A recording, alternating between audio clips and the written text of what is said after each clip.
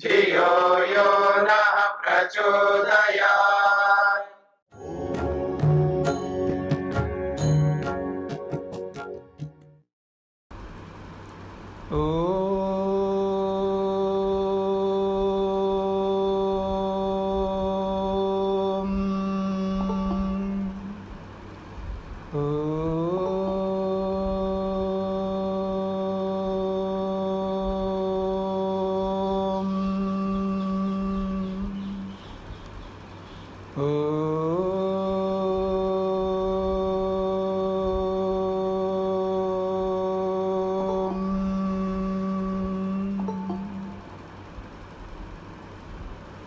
हाँ जी, मुंडकोपनिषद के अंतर्गत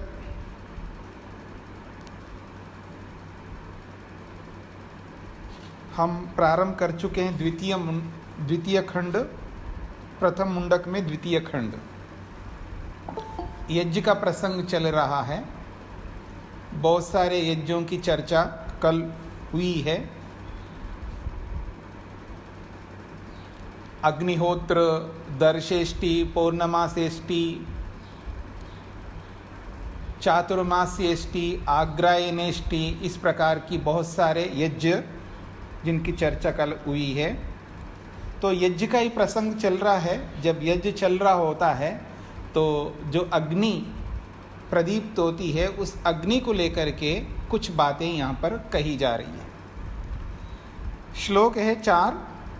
काली कराली च मनोजवा च सुलोहिता या च सुधूम्रवर्णा स्फुलिंगिनी विश्वरुचि च देवी लीलायमाना इति सप्तजिह्वाः। सप्तजिह्वाः 7 स्वरूपों वाली है ये अग्नि। जो यज्ञ कुंड में जब अग्नि प्रज्वलित होती है, अपने प्रचंड रूप में अग्नि प्रज्वलित रहती है, तब उस अग्नि की 7 अग्नि के 7 रूप बताएं। पहली बात कही काली, कभी तो काली के रूप में दिखाई देती है। कराली, कराली कहते हैं भयावह। जब आप घी की मात्रा अधिक डाले, सामग्री अधिक डाल दे या समिधाएं अधिक डाल दी आपने, जो यज्ञ कुंड जिस प्रकार का है, जिस आकृति में है, कितनी अग्नि होनी चाहिए, कितनी समिधा होनी चाहिए, कितना घी होना चाहिए, ये जब व्यक्ति को अंदाज़ा नहीं लगता है तो कभी कभी अति हो जाता है, तो भयावह हो जाता है। तब उसके लिए कहा है कराली। कराली का मतलब भयावह, यानी अग्नि बहुत अधिक अति हो जाती है। आपने कभी देखा हो, जो लोग करते हैं, जो बड़े बड़े यज्ञ करते हैं, वो बैठ नहीं पाते हैं। बिल्कुल ऐसे दूर हो करके ऐसे देना पड़ता है, इतनी अधिक प्रचंड अग्नि होती है। तो अग्नि की जो वो प्रचंड स्वरूप है, भयावह जो रहता है, उसको यहाँ पर कहा कराली। तीसरी बात कही है मनोजवा। मनोजवा का मतलब है मन के समान वो अग्नि है। बहुत मनोजवा कहते हैं जैसे मन की गति तीव्र होती है, ऐसे ही अग्नि की तीव्रता होती है। और वो जो तीव्रता है उस रूप में नहीं है जिस रूप में मन के लिए बोला जा रहा है। जैसे मन एक चंचल रूप में तीव्र हो जाता है, मन जो है एक चंचल रूप में तीव्र हो जाता है। तो आप देखिए मेरी ओर, जब अग्निहोत्र आप कर रहे हैं तो कई बार हवा चल रही होती है, लपटें जो है ना, कभी इधर कभी उधर, कभी उस तरफ कभी इस तरफ, ऐसे वो चंचल हो जाती है। उनकी जो लपटें हैं, अग्नि की लपटें, वो चंचल हो जाते हैं। तो मानो मन के समान हो रही है वो अग्नि, इसी के लिए कहा मनोजवा। ये तीसरी बात कही। सुलोहिता। अब सुलोहिता जो शब्द है, ये तो आप परिचित है। लोहित कहते हैं लाल रंग को। कई बार बहुत लाल, एकदम लालिमा लेकर के वो अग्नि प्रचंड हो जाती है। फिर कहा सुधूम्रवर्णा। गहरे, सुधूम्रवर्णा, गहरे धुएं को लेकर के भी कई बार वो अग्नि दिखाई देती है। कई बार आप देखेंगे समिधाओं में जब गीलापन हो, और ऐसे ऐसे कुछ समिधाएं हैं जिनमें वो ज़्यादा सूखी भी नहीं दिखती, ज़्यादा गीली भी नहीं लगती हैं, तो उसमें थोड़ा आर्द्रता जब रह जाती है तो वो धूम्र लेकर के, धुएं को लेकर के वो अग्नि अलग स्वरूप वाली हो जाती है। कुछ धुआं भी उसमें से उठ रहा होता है और साथ में अग्नि की लपटें हैं, तब जो उसकी जो स्थिति होती है उसका वर्णन है सुधूम्र वर्णा। फिर कहा स्फुलिंगिनी। स्फुलिंगिनी तो आप समझते हैं, कई बार उसमें से ऐसे निकल जाती चिंगारों की तरह। क्या बोलते हैं आप लोग उसको? चिंगारी, चिंगारी तो कहेंगे ना, चिंगारी निकलती है, कई बार फुट फुट करके वो आवाज़ भी आ जाती है, तो उसके लिए कहा स्फुलिंगिनी। अगला शब्द है विश्वरुचि। विश्वरुचि का मतलब है, अब अग्नि के जो स्वरूप है वो एक ही स्वरूप नहीं है ना, इतने स्वरूप बता रहे हैं, तो अलग अलग रंगों के रूप में भी आपको अग्नि दिखाई देगी। विश्व का मतलब है सभी, यानी सभी रंगों को लेकर के वो लपटें आपके सामने दिखाई देंगी। तो ये देवी स्वरूप है अग्नि। तो ये देवी स्वरूप जो अग्नि है, तो कहा जा रहा है सप्त जीवा लेलायमाना, 7 स्वरूपों से युक्त होकर के लप लपाती हुई हमारे सामने प्रस्तुत हो रही है वो अग्नि। तो जब यज्ञ व्यक्ति करता है, जब बड़ा यज्ञ करता है, बड़ा यज्ञ का मतलब मेरा तात्पर्य है बहुत सारी आहुतियाँ डालता रहता है। विधान की दृष्टि से तो यही है कि अग्निहोत्र आप कर रहे हैं, आपको ज़्यादा आहुति देने की इच्छा है तो गायत्री मंत्र बोलते जाओ, आप जितनी भी आहुतियाँ दो, आपके पास जितना समय है। तो ये बड़ा यज्ञ है जिसका मेरा अभिप्राय है।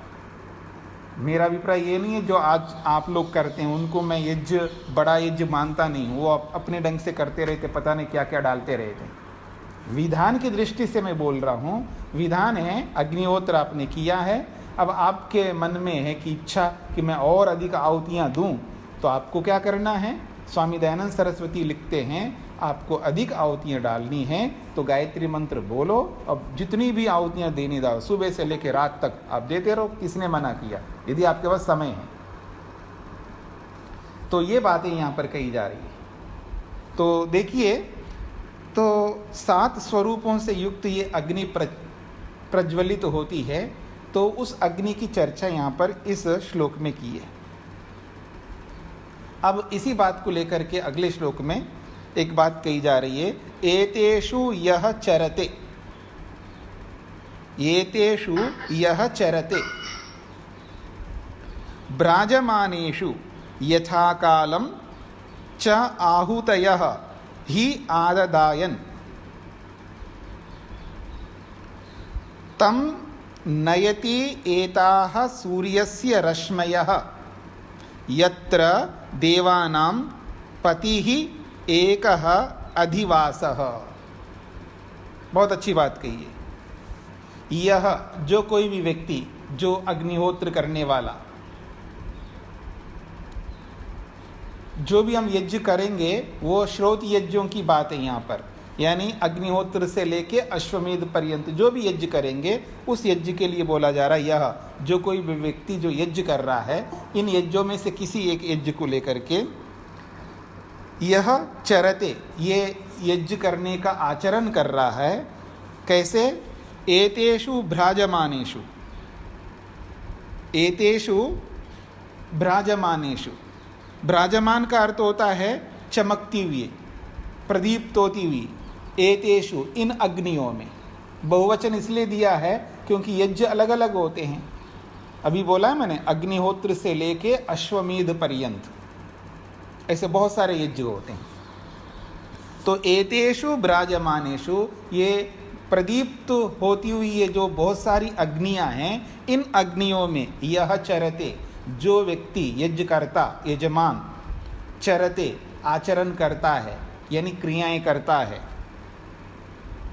तो कहा आहुतया, और जो वो आहुतियाँ डालता है उसमें, क्योंकि यज्ञ अलग अलग प्रकार के हैं, तो अलग अलग प्रकार के यज्ञों में अलग अलग प्रकार की आहुतियाँ डालता है। तो कहा आहुतया यथा कालम ही आददायन, उस यजमान को, उस यजमान की आहुतियों को वो अग्नि आददायन ले जाती हुई, यानी वो जो भी आहुतियाँ वो प्रदान कर रहा है उन आहुतियों को वो अग्नि आददायन आगे ले जा रही है, क्योंकि अग्नि का काम है उस आहुति को भस्म करना, सूक्ष्म करना और ले जाना, सब जगह पहुंचाना उसका काम है। तो इसलिए कहा जा रहा है यथा कालम, काल के अनुसार नियमित समय में, नियत समय में आहुतयः, उन आहुतियों को ही आददायन वो अग्नि ले जाती हुई, तम नयति, तम उस यजमान को, उस यजमान को भी ले जाएगी। आहुतियों को तो ले जा रही है वो अग्नि, साथ में यजमान को भी ले जाएगी। तो तम उस यजमान को नयति ले जाती है वो अग्नि। कैसे ले जाती है? तो कहा है सूर्यस्य एता रश्मयः, सूर्य की ये जो रश्मियाँ हैं, अब अग्निहोत्र में, अग्नि में, अवन में उसने जो भी आहुतियाँ दी है वो आहुतियाँ, उन आहुतियों को अग्नि तो भस्म करती है, सूक्ष्म करती है, उड़ाती है, फिर सूर्य की जो रश्मियाँ हैं वो फिर उन आहुतियों को ले जाएंगी। तो कहा जा रहा है सूर्यस्य एताः रश्मयः, सूर्य की जो रश्मियाँ हैं, तम नयति, उस आहुतियों को अथवा उस यजमान को, दोनों को वो रश्मियाँ ले जाती हैं। यत्र देवानां पति एक अधिवासा, तो ये रश्मियाँ उस आहुति को और उस यजमान को कहाँ ले जाती हैं? तो कहाँ यत्र, जहाँ पर देवानां पति, देवों के पति महादेव परमात्मा जो कि स्वामी है, मालिक है, एकमात्र है, अधिवासः जिसका निवास है, उस द्युलोक को, उस स्वर्गलोक को, उस मुक्ति लोक को वो यजमान को ये रश्मियाँ ले जाती हैं। ये बात कही। तो इसको थोड़ा समझने का प्रयत्न करना है। कोई भी अग्निहोत्र करता है या कोई भी यज्ञ करता है, बहुत सारे यज्ञों में से कोई एक यज्ञ करता है, तो जो आहुतियाँ प्रदान करता है तो उन आहुतियों को अग्नि तो भस्म करके, सूक्ष्म करके सूर्य की रश्मियों को सौंप देती है। अब सूर्य की रश्मियाँ जो है उस आहुति को सब जगह ले जाती हैं और साथ साथ द्युलोक को भी वो ले जाती है। तो यजमान को भी ले जाएंगी। तो यजमान को ले जाने का मतलब है जीवित शरीर में रहने वाले यजमान को ऐसे उठा करके ले जाएंगी, ये कहना नहीं चाह रहे। तो यजमान को जो ले जाएंगी वो जब शरीर त्याग करेगा तब उसको स्वर्ग लोक में ले जाएंगी, क्योंकि वो सूर्य के द्वारा जाता है। ये बोला है ना, पीछे आपने पढ़ा है, दो प्रकार के लोग जाते हैं, एक चंद्रमा में जाने वाले होते हैं, एक सूर्य के द्वारा जाने वाले होते हैं। तो जो मुक्ति में जाने वाले होते हैं वो सूर्य के द्वारा जाते हैं। जो नियत अग्निहोत्र, जैसे नियत यज्ञ होते हैं, यज्ञ 3 प्रकार के होते हैं। यज्ञ जो होते हैं वो 3 प्रकार के होते हैं। कुछ यज्ञ होते हैं जिनको नित्य यज्ञ कहते हैं, कुछ यज्ञ होते हैं जिनको काम्य यज्ञ कहते हैं, और कुछ यज्ञ होते हैं जिनको नैमित्तिक यज्ञ कहते हैं। ऐसे 3 प्रकार के यज्ञ होते हैं। उनमें से जो नित्य यज्ञ होते हैं, उन नित्य यज्ञों में भी जो अग्निहोत्र जैसे यज्ञ होते हैं ये मुक्ति के लिए होते हैं। जो नियत रूप से किए जाने वाले यज्ञ होते हैं वो मुक्ति के लिए होते हैं। तो वो उस यजमान को मुक्ति की ओर ले जाएंगे।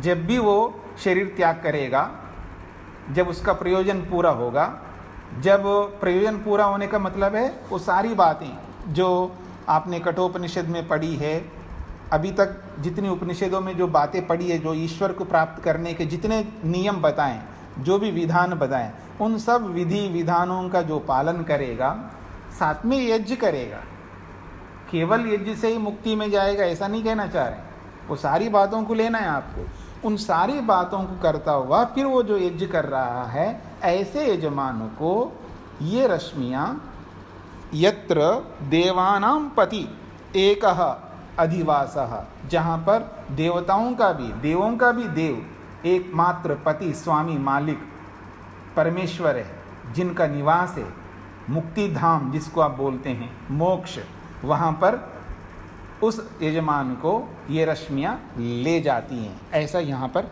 बात कही है। तो ये जो यज्ञों की बात हो रही है, इनको समझने के लिए आपको वो सुनना चाहिए। आप सुन रहे हैं मेरे उस यज्ञ के प्रसंग को? नहीं सुन रहे हैं तो सुना करिएगा ना। हाँ, सुनिएगा। और जो नहीं सुन पा रहे हैं तो वो लोग सब्सक्राइब कर लो उसमें, वानप्रस्थ साधक आश्रम 2 में। यूट्यूब में जाओ, यूट्यूब में जा कर के वानप्रस्थ साधक आश्रम लिखना, फिर उसमें 2 संख्या भी लिखना, वानप्रस्थ साधक आश्रम 2 ऐसा लिखो। फिर वहाँ पर वो ऑप्शन आएगा सब्सक्राइब करो, उसको सब्सक्राइब करो तो रोज़ जो प्रवचन हो रहे हैं वो आप सुन सकते हैं। तो मेरे ये यज्ञ के ऊपर प्रवचन प्रारंभ हुए हैं तो आप सुन सकते हैं। अभी तक 2, कल और आज। स्वामी जी किया है। हाँ, आज और कल 2 दिन से चला है, तो आगे भी चलते रहेंगे। स्वामी जी सुनी है भूमिका? क्या सुनी है स्वामी को भूमिका सुनी है? हाँ, तो भूमिका स्वामी जी। हाँ जी, 2 दिन से भूमिका चली है और आगे भी आगे कल भी भूमिका ही चलेगी, तो यज्ञ की भूमिका भी चल रही है जी।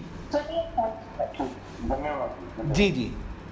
जो भी लोग अगर सुनना चाहें, जिनको इच्छा हो, रुचि हो, तो उस वानप्रस्थ साधक आश्रम 2 में जा कर के आप रोज़ सुन सकते हैं, लाइव भी सुन सकते हैं, और जब आपको समय हो तब बाद में भी सुन सकते हैं। स्वामी जी इसकी वीडियो भी है क्या? हाँ जी, वो वीडियो ही है। मतलब जैसे सेव हो के बाद में भी सुन सकते हैं वो? हाँ जी, हाँ जी, यही बता रहा हूँ मैं। आप लाइव भी सुन सकते हैं वहाँ पर। प्रातःकाल यूट्यूब पे रहती है, यूट्यूब पे भी रहता है। हाँ, एक बार सुन लीजिएगा। प्रातःकाल यज्ञ जब होता है, यज्ञ के बाद प्रवचन होता है, तो ये लगभग 7:30 बजे से प्रारंभ होता है। लाइव जो भी सुनना चाहते हैं, सुबह प्रातःकाल 7:30 बजे लाइव सुन सकते हैं, जिस समय वो प्रवचन चल रहा है उस समय, जैसे अभी आप लाइव सुन रहे हैं। और बीच में मत बोलिएगा, मेरी बात पूरी हो जाए तब बात करना। तो वो लाइव सुन सकते हैं, और आपके पास समय नहीं है, उस प्रातःकाल में आपके अपने काम होते हैं, तो अगर आप लाइव नहीं सुन सकते कोई बात नहीं, फिर आपको जब कभी भी समय मिले तब आप उसको सुन सकते। कैसे? तो मैंने बोला था, यूट्यूब में जाओ, यूट्यूब को खोलो, उसमें सर्च में लिखना वानप्रस्थ साधक आश्रम 2, लिखने के बाद में वो आ जाएगा चैनल वानप्रस्थ साधक आश्रम का। उसमें सब्सक्राइब करने का वो ऑप्शन दिखाई देगा, उसको आप क्लिक करो, फिर आपके पास हमेशा वो आते रहेंगे, प्रवचन आते रहेंगे, फिर आप सुनते रहना, जब आपको समय मिले तब सुनते रहना। अब बोलिएगा जिनको क्या पूछना है। नहीं स्वामी जी, मैं लाइव का लिंक पूछ रही थी कि अगर वो लाइव देखना है आपका तो। हाँ, लाइव देखना है तो यही काम करना है, आप यूट्यूब में जाना है और वानप्रस्थ साधक आश्रम 2 लिखना है। जब लिखते ही वो चैनल आ जाएगा वानप्रस्थ साधक आश्रम 2 का, उसमें सब्सक्राइब करो तो बस आपके सामने वो खुल जाएगा। लाइव उस समय जब चल रहा होगा उसको आप सुन सकते हो। धन्यवाद स्वामी जी। जी, तो मेरे एक सुझाव है, जैसे अपनी क्लास खत्म हो उसके बाद उसमें लिंक डाल दीजिए, सबको पहुंच जाएगा उसमें, वो भी आसानी हो जाएगी सबके लिए। ये आसान नहीं कि आप यूट्यूब में जाकर के वानप्रस्थ साधक आश्रम 2 लिखेंगे तो आ जाएगा। हाँ, कई लोग बोल रहे हो, जैसे मैंने तो नोट कर लिया, मैं उनके लिए सुझाव कर, मैंने तो अपना नोट कर लिया। जी, मैं वो भी कर दूंगा, ठीक है, कोई दिक्कत नहीं जी। तो आगे बढ़ते हैं। हाँ जी, तो यहाँ पर ये बात कही जा रही है कि जहाँ पर देवों का देव एकमात्र पति स्वामी परमेश्वर है, जिसका निवास है, मुक्ति धाम है, मोक्ष है, वहाँ पर हमें ये रश्मियाँ ले जाएंगी। इसका ये अर्थ है कि हमें मुक्ति में जाना है तो ये सारे काम करने हैं। इसका सार ये बता रहा हूँ मैं, यदि हमें मुक्ति में जाना है, हमको रश्मियों के माध्यम से, सूर्य के माध्यम से मुक्ति तक पहुँचना है, हमें चंद्रलोक नहीं जाना है, सूर्यलोक जाना है, तो कठोपनिषद से लेकर के, ईशोपनिषद से लेकर के और प्रश्नोपनिषद से लेकर के जो भी आपने अभी तक पढ़े हैं, उन सब उपनिषदों में जो भी बातें कही हैं, उन सब बातों को पालन करना होगा। उसके बिना हम नहीं कर सकते, वहाँ तक पहुँच नहीं सकता। हमारा जो पहुँच है ना, वो एकदम नहीं, ऐसे नहीं है कि राष्ट्रपति से मिलना है तो यूँ एकदम जाओगे आप, पहले पहुँच बनाना पड़ेगा आपको। ऐसे लोगों से मिलना होगा जो आप वहाँ तक पहुँच सकते हैं। प्रधानमंत्री से जाकर के हाथ मिलाना चाहते हो, हाँ, तो आपको पहले वहाँ तक पहुँचने के लिए जो माध्यम है ना, उन सब माध्यमों को अपनाना होगा। जैसे लोक में हम माध्यमों को अपनाते हैं, ठीक इसी प्रकार से ईश्वर तक पहुँचने के लिए सारे जो माध्यम बताए गए हैं, जितने साधन बताए गए हैं, वो सारे के सारे साधन मेरे को, आपको, सबको अपनाना होगा। इसमें कोई विकल्प किसी के लिए नहीं है। मैं अक्सर हंसते हुए बोला करता हूँ, आपकी या मेरी कोई रिश्तेदारी नहीं है भगवान के साथ में, ताकि ये हमारा अपना है, हमारे रिश्तेदार है, हमको फ्री एंट्री दे देगा, मतलब ऐसे शॉर्टकट एंट्री दे देगा, ऐसा बिल्कुल नहीं है। ये समझ करके चलिए, सबके लिए एक ही नियम है, वही सारे काम करने होंगे जो मैं बोला करता हूँ। जो कपिल, गौतम, कणाद, बादरायण, ब्रह्मा से लेके महर्षि स्वामी दयानंद पर्यंत जितने ऋषियों ने परमात्मा को प्राप्त करने के लिए जो जो काम किए, आपकी भाषा में बोलूं, जो जो पापड़ बेला है उन्होंने, वो सारे पापड़ आपको, मेरे को, सबको बेलना पड़ेगा। उसके बिना हम वहाँ तक नहीं पहुँच सकते। ये आसान नहीं है। आसान नहीं का मतलब मैं आपको अतोत्साहित नहीं करना चाह रहा हूँ, यानी ये सारे काम करना है हमको। आज नहीं तो कल, कल नहीं तो परसों, कभी ना कभी हमें करना ही होगा। जब करना ही है तो प्रारंभ क्यों ना करें हम लोग, स्टार्ट करें, बस स्टार्ट कर दो। जब वो स्थिति आएगी वहाँ तक पहुँचेंगे। आगे बढ़ते हैं तो आगे कहा जा रहा, एहि इति तम आहुतयः सुवर्चसः सूर्यस्य रश्मिभिः यजमानं वहन्ति। कहा प्रियां वाचम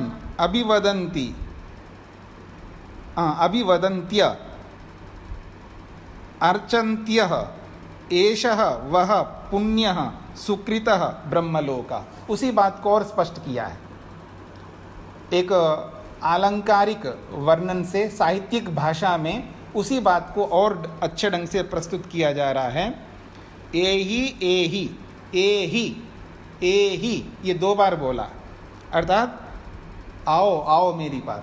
किसी को बोलते हैं ना छोटे बच्चे, हाँ आओ आओ आओ, ऐसा बोलते हैं ना आप किसी छोटे बच्चे को, ऐसे ही ये रश्मियाँ हमें पुकार रही हैं। एहि एहि इति, ऐसा, तम, तम का मतलब है उस यजमान को पुकार रही है। कौन? आहुतयः, ये आहुतियाँ। फिर कहा सुवर्चसः सूर्यस्य आहुतयः, ये सूर्य की सुवर्चसः, जो बहुत देदीप्यमान, दीप्तिमय रश्मियाँ हैं, ये सारी की सारी रश्मियाँ। तो सूर्यस्य सुवर्चसः रश्मिभिः यजमानं वहन्ति। सूर्य की ये देदीप्यमान जो रश्मियाँ हैं, यजमानम, तम यजमानम, उस यजमान को वहन्ति, ले जाती हैं, उठा करके उसको ले जाती हैं। फिर कहा प्रियां वाचम अभिवदन्त्य अर्चन्त्यः। प्रियां वाचम, मानो एक प्रकार से प्रिय वचन बोलती हुई। जैसे अभी किसी आदमी को हमको ले जाना हो, किसी को किसी तक पहुंचाना हो, खाली पीली तो नहीं पहुंचाएंगे ना उसको, बहुत अच्छे शब्दों से उनसे बात करते हुए, प्रिय वचन बोलते हुए उनको हम आगे ले जाएंगे। तो मानो जैसे किसी बड़े व्यक्ति को बड़े व्यक्ति के पास ले जाने वाला प्रिय वचन बोलते हुए ले जाता है, ठीक इसी प्रकार से मानो ये सूर्य की रश्मियाँ उस यजमान को प्रिय वचन बोलती हुई, उसकी अर्चना करती हुई, उसका सत्कार करते हुए उसको ले जा रही हैं। कहाँ? एष वह पुण्य सुकृतः ब्रह्मलोका। यजमान एषः, ये जो है, सुकृतः, आपके सुकृत कर्मों के, सुकृत कहते हैं आपके पुण्य कर्मों के कारण से, आपके निष्काम कर्मों के कारण से, ये जो सुकृत ब्रह्मलोक आपको मिल रहा है, वह का मतलब आपके लिए, तुम्हारे लिए। तो कहा एषः पुण्यः सुकृतः ब्रह्मलोक, यह पुण्य सुकृत ब्रह्मलोक वह तेरे लिए तैयार है, आपके लिए तैयार है। ऐसा सुंदर प्रिय वचन बोलती हुई ये रश्मियाँ उस यजमान को ब्रह्मलोक तक पहुँचा रही हैं। बहुत अच्छी बात कही यहाँ पर। अच्छी बात का मतलब ये है कि वास्तव में हमें वहाँ तक पहुँचना है तो किस किस में से गुजरते हुए हमको जाना पड़ता है। ये सब सिंबल से, चिन्ह हैं, प्रतीक हैं। क्योंकि सूर्य की रश्मियाँ जो है ये ज्ञान का प्रतीक है, विवेक का प्रतीक है। तो हमको ईश्वर तक जो पहुंचा रही हैं वो रश्मियाँ भौतिक रश्मियाँ हैं, साथ में ज्ञान रूपी रश्मियाँ हैं। तो हमारा जो विवेक है, हमारा जो वैराग्य है, ये हमको ईश्वर तक पहुंचाएंगे। इसलिए वेद क्या कहता है? विद्यया अमृतम अश्नुते। विद्या से अमृत को प्राप्त करता है व्यक्ति। तो वो जो विद्या है वो ही ये सूर्य की रश्मियाँ हैं। ये आध्यात्मिक अर्थ बता रहा हूँ मैं। यहाँ तो भौतिक अर्थ बताया। यज्ञ के दो अर्थ होते हैं, याद रखना। जो भी हम यज्ञ करते हैं उसके दो प्रकार के अर्थ होते हैं। एक भौतिक अर्थ, आदि दैविक अर्थ होता है, और एक आध्यात्मिक अर्थ होता है। जितने भी यज्ञ होते हैं, चाहे वो अग्निहोत्र है, चाहे वो दर्शेष्टि है, वो पूर्णमासेष्टि है, चातुर्मास्यष्टि है, आग्रायणेष्टि है, सोमयाग है, वाजपेय है, अश्वमेध है, राजसूय है, जितने भी यज्ञ हैं, इन सब यज्ञों में जो भी विधियां होती हैं, जो भी प्रक्रियाएं होती हैं, वो दोनों को संकेत करता है। वो क्रिया दोनों को संकेत करेगी। भौतिक आदि दैविक जगत को भी संकेत करेगी वो क्रिया, और आध्यात्मिक को भी संकेत करेगी वो क्रिया। दोनों को संकेत करती है, और इन दोनों के लिए ही वो यज्ञ होता है। इसलिए यहाँ पर कहा जा रहा है कि यदि आध्यात्मिक अर्थ जब इसका करेंगे तो भौतिक अर्थ हो गए। आध्यात्मिक अर्थ ये होगा, ये जो सूर्य की रश्मियाँ हैं, ज्ञान की रश्मियाँ हैं। ये सूर्य कौन है? परमात्मा है। क्योंकि सारा का सारा ज्ञान, सब सत्य विद्या और जो पदार्थ विद्या से जाने जाते हैं, उन सबका आदि मूल परमेश्वर है। तो परमेश्वर सूर्य है यहाँ पर आध्यात्मिक अर्थ में, और उसकी जो किरणें हैं वो ज्ञान रूपी किरणें हैं, जो विवेक हमें प्राप्त करना है, जो वैराग्य हमको प्राप्त करना है।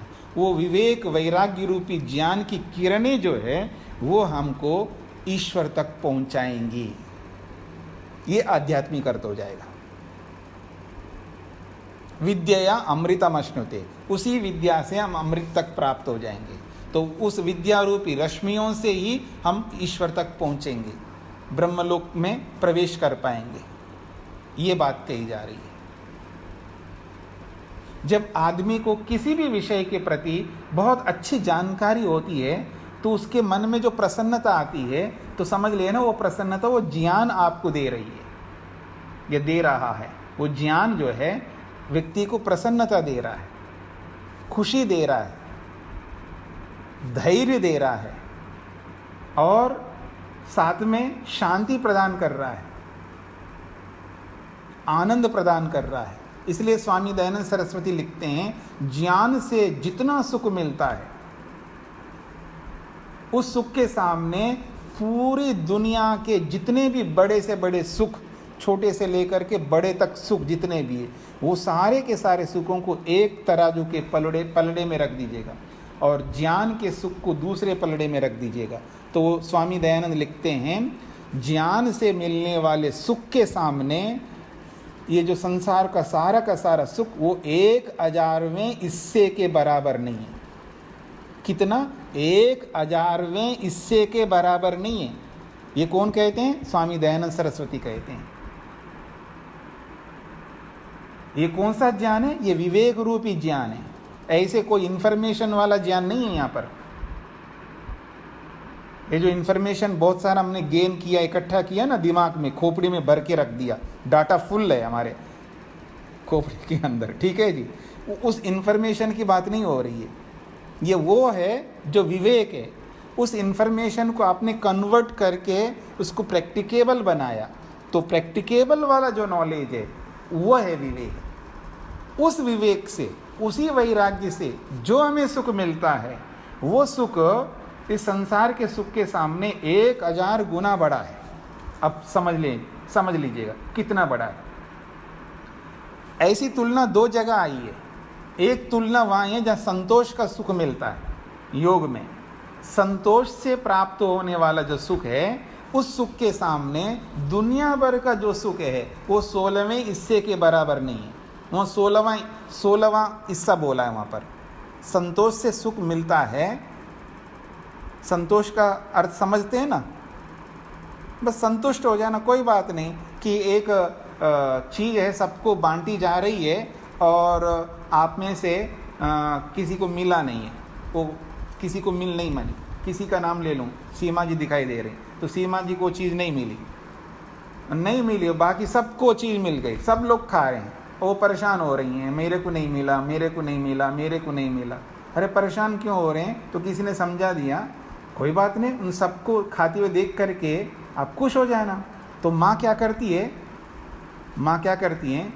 अब आजकल तो हमारे 2 है ना, तो क्या करें? तो पहले तो बहुत सारे होते थे, हम तो कई लोग थे, तो हमारी माँ जो है 6 बच्चे, हम 6 बच्चे थे, तो एक को, दूसरे को, तीसरे को, सब 5-6 बच्चों को दे दिया। खुद नहीं खा रही है और हम खा रहे हैं, और वो देखते हुए खुश हो रही है। इसी का नाम है संतोष का सुख, ठीक है ना? ये सब आपको आता है। ऐसा अपने बच्चों को सुख लेते हुए देखते हैं आप नहीं ले रहे हैं, तुम ही ले लेना, फिर आप बड़ा सुखी हो रहे होते हैं बच्चों के सामने। वो जो नियम है ना, बाहर दूसरे जगह क्यों लागू नहीं करते? क्यों जी? दूसरे की साड़ी को देख करके लागू क्यों नहीं करते हो? दूसरे की गाड़ी को देख करके लागू क्यों नहीं करते हो? दूसरे के मकान को देख करके लागू क्यों नहीं करते हो? और चीज़ों में भी लागू करो ना, केवल बेटों में ही, बेटियों में ही लागू क्यों करते हो आप? सब जगह लागू करो ना। संतोष बहुत बड़ा धन है हमारे लिए, बहुत बड़ा सुख है। विवेक की कमी है, तो उसी के लिए बोल रहा हूँ। तो ये जो संतोष से मिलने वाला जो सुख है, उसके सामने दुनिया भर का सुख 16वें हिस्से के बराबर नहीं है, ऐसा महर्षि वेदव्यास लिखते हैं। और यहाँ महर्षि स्वामी दयानंद लिखते हैं विद्या के संदर्भ में, इस विवेक के संदर्भ में, वैराग्य के संदर्भ में, दुनिया भर का सारा सुख एक तरफ रखो और ज्ञान से मिलने वाला सुख जो है वो एक तरफ रखो। तो ज्ञान से जब सुख मिलता है तो वो दुनिया का सुख 1000वें हिस्से के बराबर भी नहीं होगा। कितना बड़ा सुख है ये, आप कभी कभी एहसास करते हैं। आप किसी भी विषय से संबंधित जब आपको विवेक होता है, तब आपको जो खुशी मिलती है, आनंद मिलता है, जो तृप्ति मिलती है, जो संतोष का अनुभव होता है, जो शांति मिलती है आपको, और जो आपका मन बिल्कुल टेंशन से, स्ट्रेस से रहित हो जाता है, तब जो आपको आनंद मिलता है वो आप ही बयां कर सकते हो उसको। तो वो स्थिति को हमें उत्पन्न करना है इन शास्त्रों के माध्यम से। खाली पीली पढ़ना नहीं है। पढ़ने को तो कोई भी पढ़ सकता है, आप पढ़ रहे हैं, बहुत अच्छी बात है, आधा काम हो रहा है पढ़ना, लेकिन पूरा काम तब हो जाएगा जब हम इनको पढ़ करके, जब हमारे व्यवहार में, सुबह उठने से लेकर रात्रि में सोने तक, जब भी हमारे व्यवहार में बहुत सारे विषय, ऐसे इंसिडेंट्स आते हैं, वहाँ पर ऑन द स्पॉट, उसी समय इस विद्या को वहाँ क्रियात्मक रूप में लागू कर दो, तो समझ लेना बहुत आनंद मिलेगा, और इससे बढ़कर और आनंद नहीं मिलेगा। तब आपको पता लगेगा ये विवेक कितना सुख देने वाला है। तो आइए हम आगे बढ़ते हैं, अगला श्लोक लेते हैं। अब ये सारी बातें बोल करके एक और बात कही जा रही है, यहाँ पर समझने का प्रयास करेंगे। प्लवा ही एते, प्लवाह ही एते अदृढ़ाः यज्ञरूपाः 18 अष्टादश उक्तम अध्वरम येषु कर्म एतत् श्रेयः ये अभिनंदन्ति मूढ़ाः जरा मृत्युम ते पुनः एव अपि यन्ति। बहुत अच्छी बात कही जा रही है।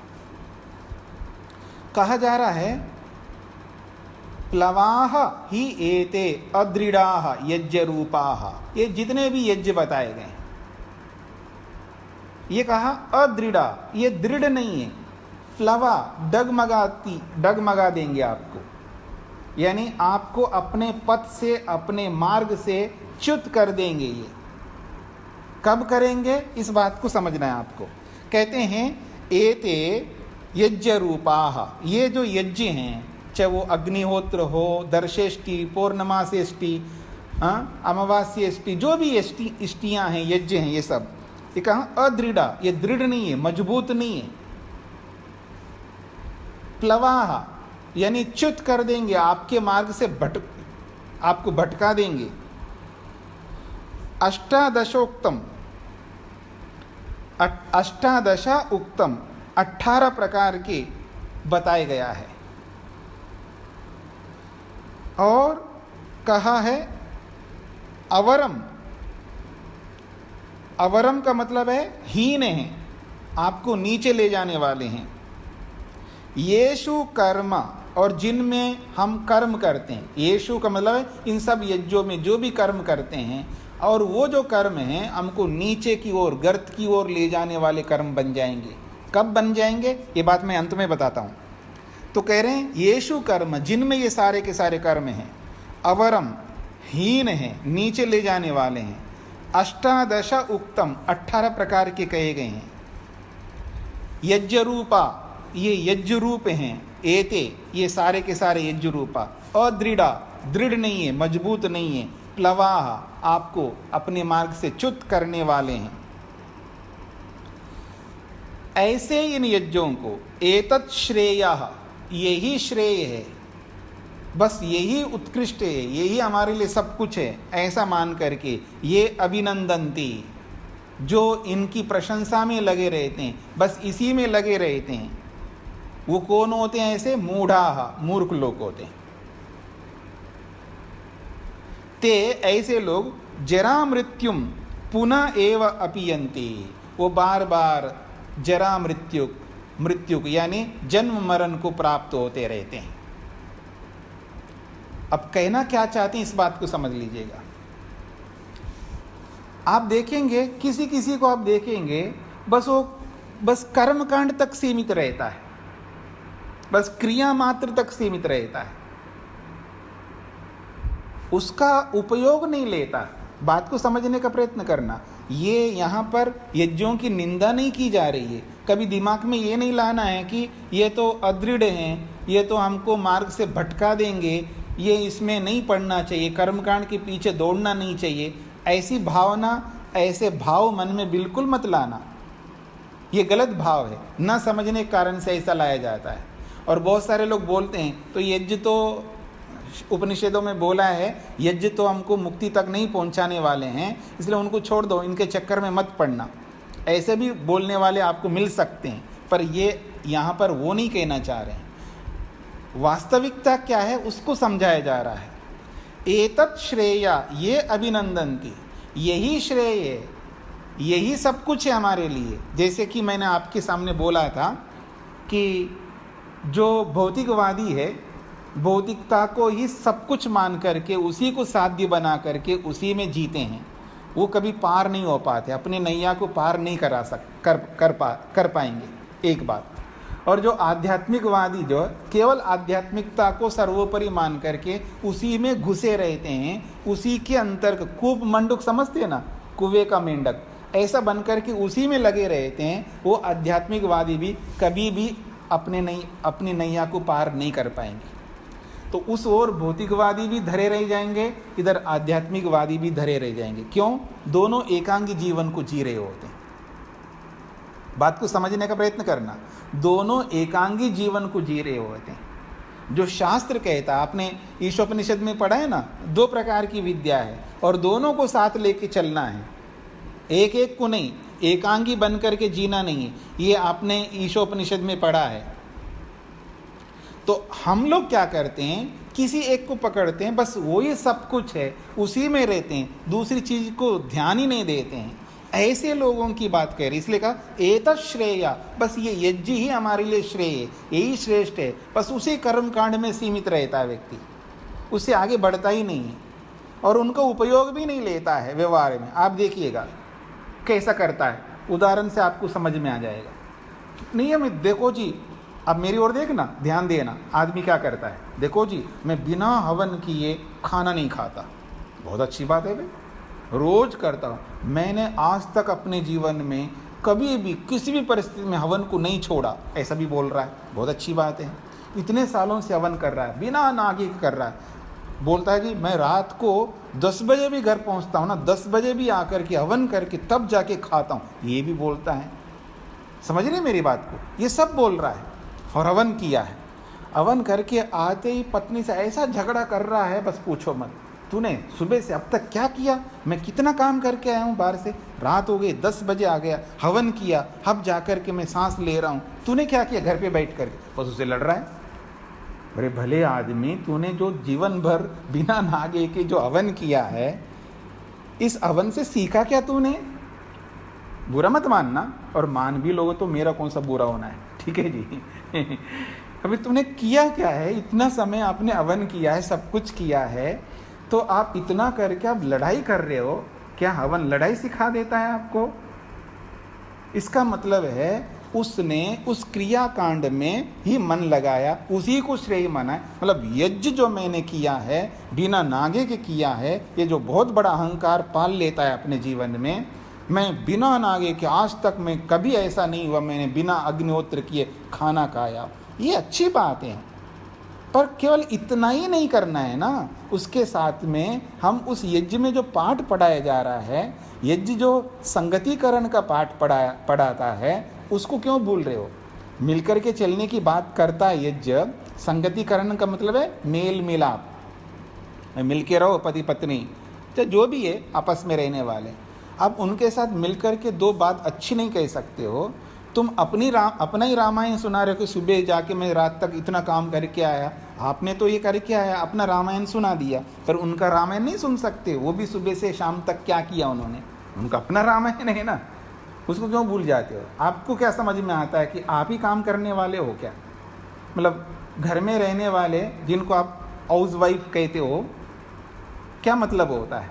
इसलिए मैं थोड़ा सा उसको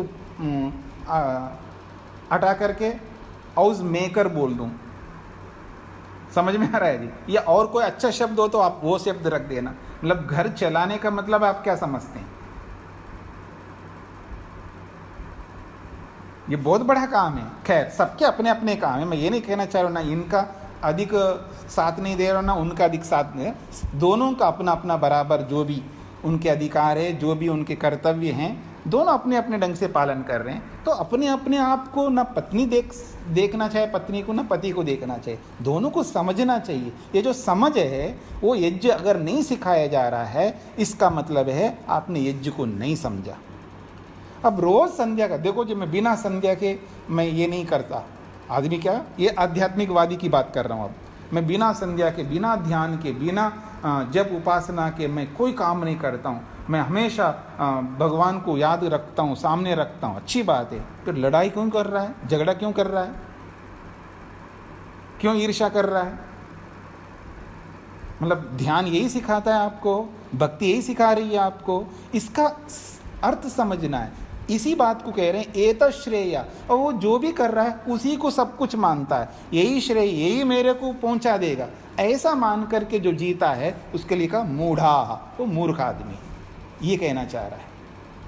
एकांगी जीवन में रह करके इस तरह वो चलता है।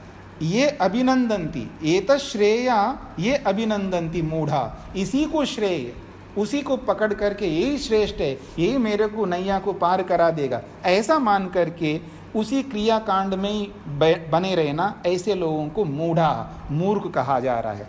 और फिर वो होगा क्या उनका अंत में? अंतिम गति जरा मृत्युम ते पुनः एव अपीयन्ति। फिर वो ऐसा कर करके वो अंधेरे में रहते हैं, जरा मृत्यु का मतलब जन्म मरण के चक्कर में दोबारा वो आ गिरते हैं।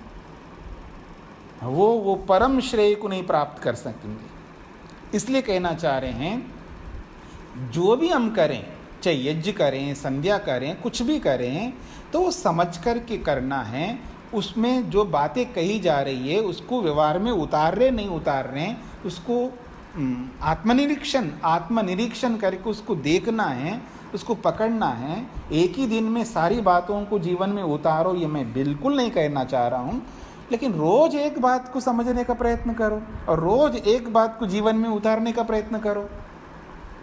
10, 20, 50, 100, सैकड़ों की बात नहीं कर रहा हूँ, तो हम बहुत आगे बढ़ सकते हैं। आज जिस स्टेज पर, जिस सीढ़ी में हम खड़े हैं, उससे बहुत कई गुना अधिक सीढ़ी हम चढ़ देंगे, धड़ाधड़ चढ़ देंगे। बस समझने का प्रयत्न करना है हमको। ऐसे हवा में नहीं उड़ना है, धरती पर रहते हुए समझते हुए एक एक बात को भले ही थोड़ा ही हम ग्रहण करें, बहुत ज़्यादा ग्रहण ना करें, लेकिन थोड़ा थोड़ा भी, बूंद बूंद भी एक दिन जरूर आता है, वो घड़ा भर जाता है। बूंद बूंद भी हम ले लें तो भी घड़ा भर जाता है। आपके पास ज़्यादा सामर्थ्य है तो 2 बूंद भरते जाना, रोज 2 बूंद, और ज़्यादा सामर्थ्य 3 बूंद भरते जाना, और जल्दी घड़ा भर जाएगा आपका। ये आपके मेरे सबके हाथ में है। तो इस दृष्टिकोण से धरती पर रह करके हवा में ना उछलते हुए हमको इन बातों को समझ करके चलना है, तो कोई समस्या नहीं आएगी। क्योंकि यज्ञ साधन है, याद रखना। यज्ञ मुक्ति के साधन है, मुक्ति के बाधक नहीं है। अगर बाधक होते तो परमात्मा जो है इनका विधान नहीं करते हैं। परमात्मा ने जिन जिन का भी विधान किया है, याद रखना, जिन जिन का भी विधान किया, सब के सब मुक्ति के साधन हैं, मुक्ति के बाधन नहीं है, बाधक नहीं है। अगर वो बाधक है तो उनको बाधक हम अपने हाथों से बनाते हैं। पहले भी मैंने बोला था, को कहता है कि सन्यासी ही मुक्ति को प्राप्त करेगा, गलत बात है। गृहस्थी भी मुक्ति को प्राप्त करेगा, क्योंकि गृहस्थ को परमात्मा ने बनाया, मैंने नहीं बनाया। सारे आश्रमों को परमात्मा ने बनाया। सभी आश्रमवासी मुक्ति को प्राप्त करेंगे, सभी वर्णों में रहने वाले मुक्ति को प्राप्त करेंगे। जो भी परमात्मा ने वेदों के माध्यम से जितने भी विधान किया है, वो सारे के सारे विधान केवल हमारे सुख के लिए हैं, हमारी मुक्ति के लिए हैं। यही समझ करके हमको चलना है। उनको मुक्ति के साधन बनाना है, हम अपने हाथों से उनको बाधक नहीं बनाना चाहिए। और जब उसी को साध्य बनाते हैं तो उसके लिए ये श्लोक है,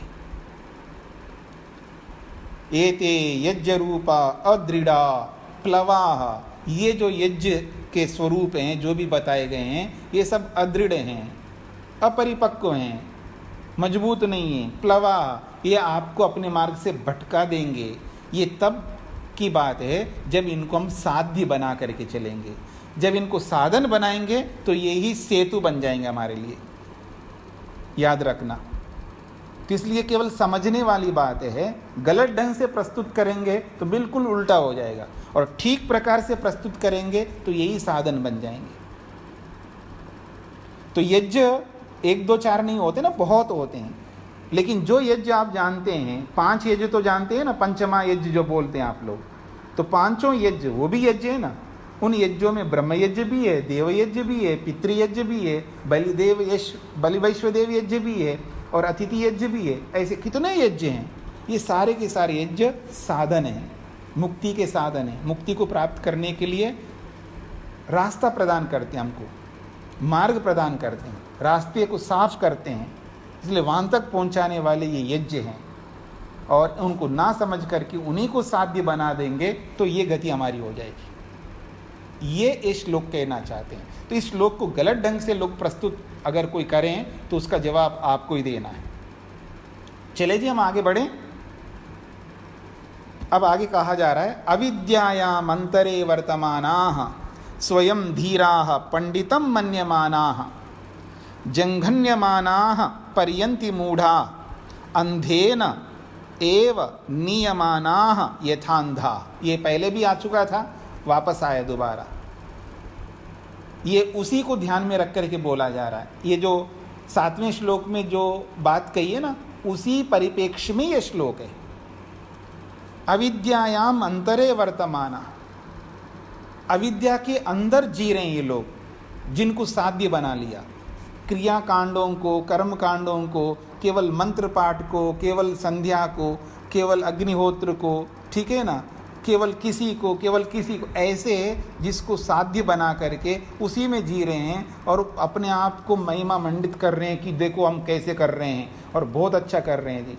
किसी से आप कहेंगे जी देखो जी हम कोई गलत काम नहीं करते, हम बहुत अच्छा कर रहे हैं, हम ये करते हैं, हम वो करते हैं, बस उसी को साध्य बना लिया। तो ऐसे व्यक्तियों के लिए कहा अविद्यायाम अंतरे वर्तमाना, वो अविद्या के अंदर जी रहे हैं, उनके जीवन में आकंठ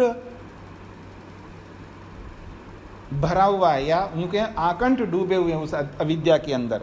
तो अविद्यायाम अंतरे वर्तमाना, अविद्या के अंदर वो विद्यमान है। और स्वयं धीरा, और अपने आप को बहुत बड़े धीर, बहुत बड़े धैर्यशाली, बहुत बड़े विद्वान, बहुत बड़े स्कॉलर अपने आप को मान रहे हैं। क्यों? पंडितम मन्यमाना, अपने आप को जानकार मानते हैं।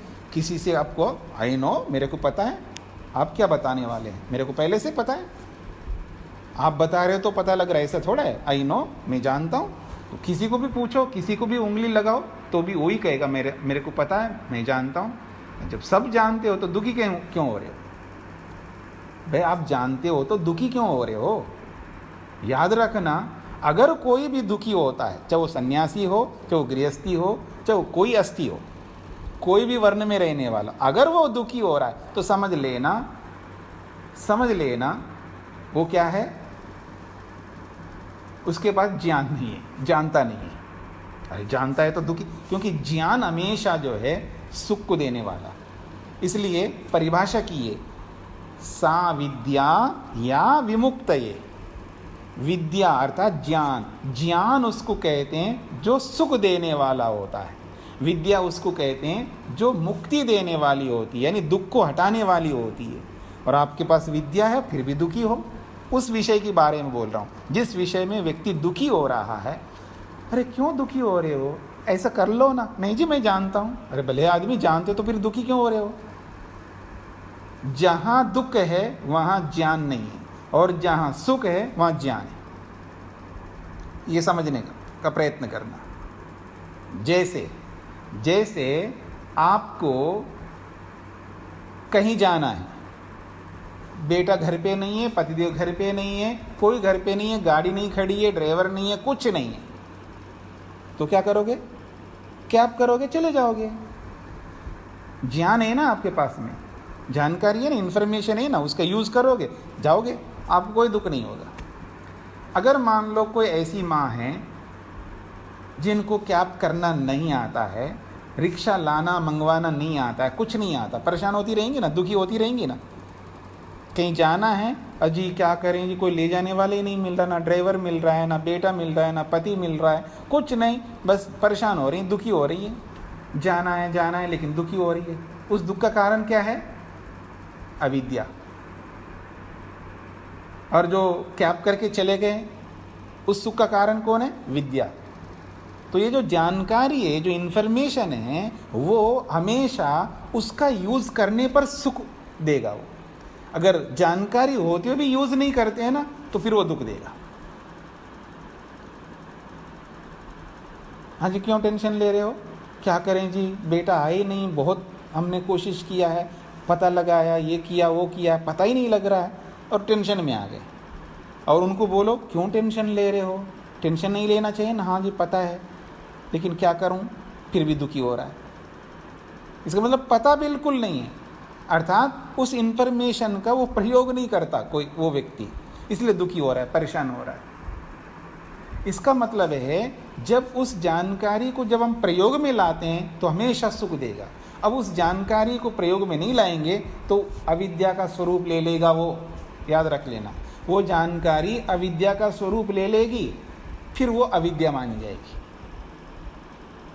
अविद्या और कुछ नहीं है, याद रखना। विद्या का प्रयोग ना करना ही अविद्या में चला जाएगा वो। ये एक प्रारूप है अविद्या का। जब आपके पास जानकारी है फिर भी आप प्रयोग नहीं कर रहे हो, फिर भी दुखी हो रहे हो। ये तो वही वाली बात है, अंदर तो सुख है लेकिन उस सुख को आप भोग नहीं रहे हो। घर में पैसा है लेकिन प्रयोग नहीं कर रहे हो, दुखी हो रहे हो। घर में आटा है लेकिन उसकी रोटी नहीं बना रहे हो और भूख से पीड़ित हो रहे हो, वो वाली बात है यहाँ पर। तो इस बात को समझ करके अगर हम चलेंगे तो बहुत आसान रहेगा। तो ये कहना चाह रहे हैं, ऐसे जो लोग हैं इसी को सब कुछ मानते हैं, तो कह रहे हैं वो अविद्या के अंदर डूबे हुए, अविद्यायाम अंतरे वर्तमाना, अविद्या के अंदर डूबे हुए हैं। और स्वयं पंडितम मन्यमाना धीरा, अपने आप को बहुत बड़े पंडित धीर मानते हैं। हमें सब आता है, जब हम सब पता है, हमको बताने की ज़रूरत नहीं है। आजकल के बच्चों को बोलो कि कुछ बताओ उनको, ओहो बस क्या पूछो मत, नहीं हमको पता है, दादी हमको सब पता है, नानी हमको सब पता है, आपको बताने की ज़रूरत नहीं, बार बार आप जिक जिक किच किच मत करो, ऐसा बोलने लगते हैं। ऐसा लगता है जैसे कि वो सर्वज्ञ हैं। फिर परेशान होते रहते हैं, साथ में परेशान भी हो रहे होते हैं। इसका ये मतलब है वो समन्वय नहीं कर पाते। तो यही कहना चाह रहे हैं, जंघन्यमाना पर्यंति मूढ़ा, ऐसे मूढ़ लोग, ऐसे अविद्याग्रस्त अज्ञानी लोग जंघन्यमाना है, ठोकरें खाते हैं। जंघन्यमाना मतलब दर दर ठोकरें खाते रहते, पग पग पर वो ठोकरें खाएंगे, यानी पग पग पर दुखी होते रहेंगे। जंघन्यमाना पर्यंति मूढ़ा, बेचारे वो मूढ़ व्यक्ति ठोकरें खाते हुए पर्यंति अपना जीवन यापन कर रहे होते हैं। और कैसे चल रहे होते हैं, फिर देखना उनको कुछ बोलो तो बस पूछो मत, उनके नाक पर गुस्सा आ जाता है। तो कह रहे हैं, अंधेन एव नियमाना यथा अंधा, जैसे एक अंधे को दूसरे अंधा जो है रास्ता दिखा रहा हो, ऐसे वो जी रहे होते हैं। उनको कुछ नहीं पता है, स्वयं दुखी हो रहे हैं, परेशान हो रहे हैं, और हमको वो समझा रहे होते हैं। समझ रहे मेरी बात को? खुद दुखी हैं, परेशानी है उनके जीवन में, हताश है, निराश है, स्वयं परेशान होते हैं जब टेंशन उनको आता है, जब टेंशन में जी रहे होते हैं, बहुत दुखी रहते हैं, और हमारे टेंशन को दूर करने के लिए हमारे पास आएंगे। बिल्कुल बेटा कोई टेंशन नहीं लेना, ऐसा बोलते हैं, ठीक है ना, बिल्कुल चिंता मत कर, टेंशन ही मत लेना, और खुद टेंशन लेते हैं, खुद परेशान रहते हैं, खुद दुखी रहते हैं, और सामने वाले की टेंशन को दूर करने के लिए प्रयास कर रहे हैं। तो ऐसे व्यक्तियों के लिए कहा जा रहा है, जैसे एक अंधा व्यक्ति दूसरे अंधे व्यक्ति को रास्ता दिखा रहा हो, यही स्थिति हमारे जीवन में होती है। ऐसा ही हम करने लगते हैं। तो जब तक ऐसा करेंगे तब तक हम दुख सागर से पार नहीं हो पाएंगे। इसलिए जहाँ जहाँ, मैं ये नहीं कहना चाहता हूँ सब जगह आज ही हम कर लेंगे, लेकिन जहाँ जहाँ हमको पता लगे कम से कम वहाँ वहाँ इस स्थिति से हमें उभरना चाहिए। यही इसका अभिप्राय है, तात्पर्य है। अब कुछ प्रश्न आए हुए, मैं आपको उसको समाधान कर देता हूँ, समय नहीं है फिर भी। देखिए,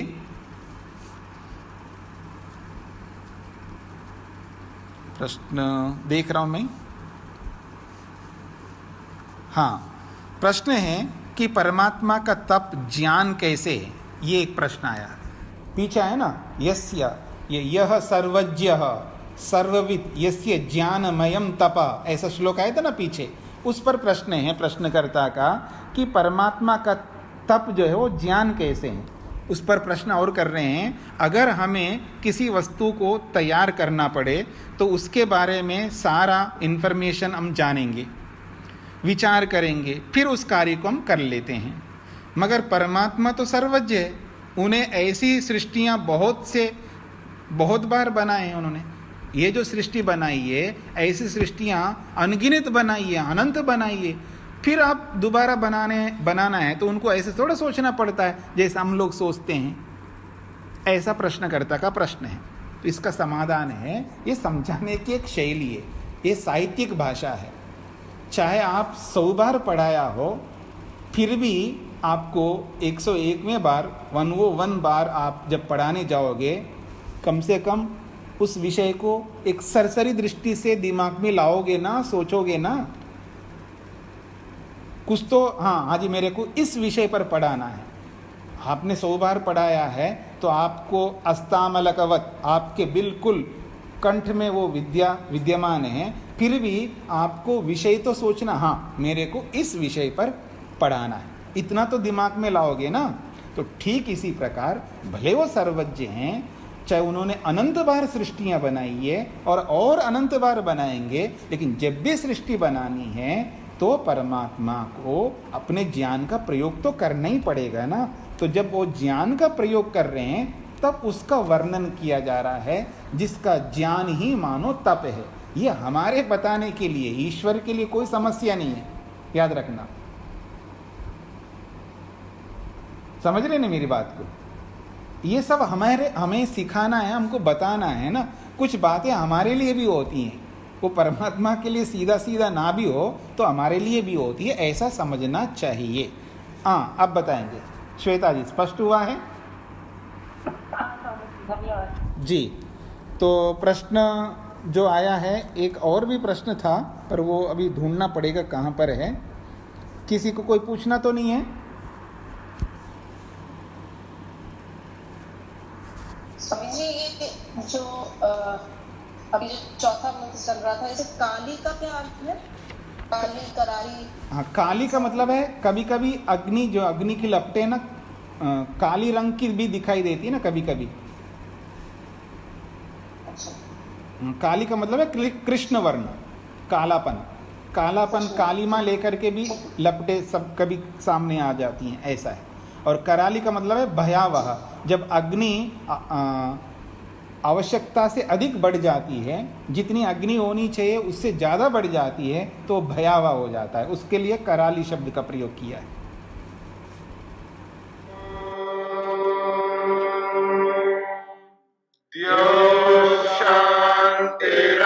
शान्तिरन्तरिक्षं शान्ति पृथिवी शान्तिरापः शान्तिरोषधयः